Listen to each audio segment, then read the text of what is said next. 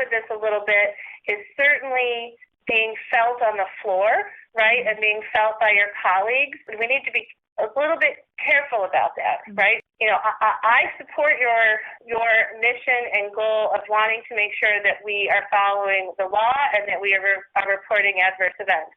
But I also want to make sure that as a leader in the organization and as a provider within the organization, that you understand we want people to get the vaccine, right? We want people to understand that on the whole, this is a very safe vaccine, right? And that the science supports that. I appreciate it, I do, but I can't understand why, as a whole, in the world, people are acting like everything is grand. It's not. It's clearly not. I think we may have to agree to disagree on sort of what's happening, kind of globally with the vaccine. I do think that we're seeing, yes, just like other vaccines, there are folks who are going to have it be negatively impacted, but certainly on the whole, we've seen, a tremendous benefit to the vaccine. You and I are not individual providers. We're employed providers. We toe the company line. That's part of our responsibility is to be, is to be supporting the mission of the missions of the organization. And so even when we're getting COVID-19 patients who are positive and fully vaccinated in the hospital, we're going to leave it up to the individual provider to report?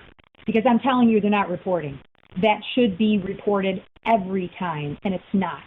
I can tell you, I know patients because I only reported them because the provider didn't. I have yet to see one double-blinded, randomized, controlled clinical trial that shows that these vaccines are going to be effective long-term after 6 months, whatever. We don't know that.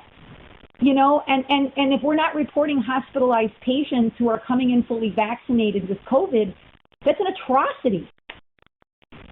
I mean, it's an absolute atrocity. What we do see, though, and I know it's an FDA-approved thing, but we see people with the pneumovax come in with pneumonia all the time, the people with the flu shot come in with the flu all the time, just because the vaccines, whether they're COVID or they're flu or the pneumovax, they're not perfect vaccines. Oh, I agree. But this is we have no long-term studies. Right now, the CDC is saying that these vaccines are only effective for 6 months. I mean, but yet we're telling people take off your masks and run around if you're vaccinated, but at the same time, the CDC is saying you're not. So, I mean, it's crazy. It's just crazy. And this is new for all of us. This is, certainly a different thing than we've seen. Just to be sort of clear, again, I absolutely support your work on making sure that you're reporting these events. You cannot report for other folks, and so just direct them to report on their own. You're a leader, and your voice carries a lot of weight with the team. And it seems to be very widely known that you're extremely skeptical of this vaccine.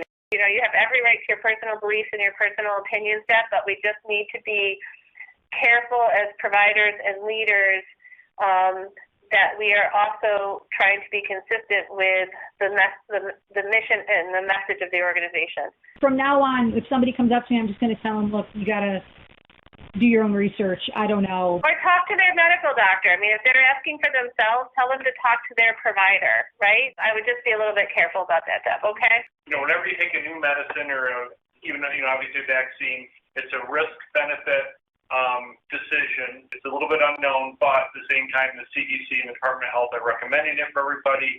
I think that letting people know, yes, there's risk, but yes, there's benefits. And currently, the national sort of people are pushing to have these things done.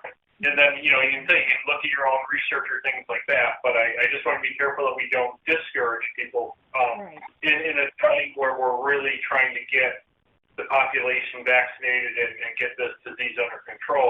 I'm mad at our governing organizations in this country because I do not feel that they prepared us providers with this rollout for what we are supposed to be doing.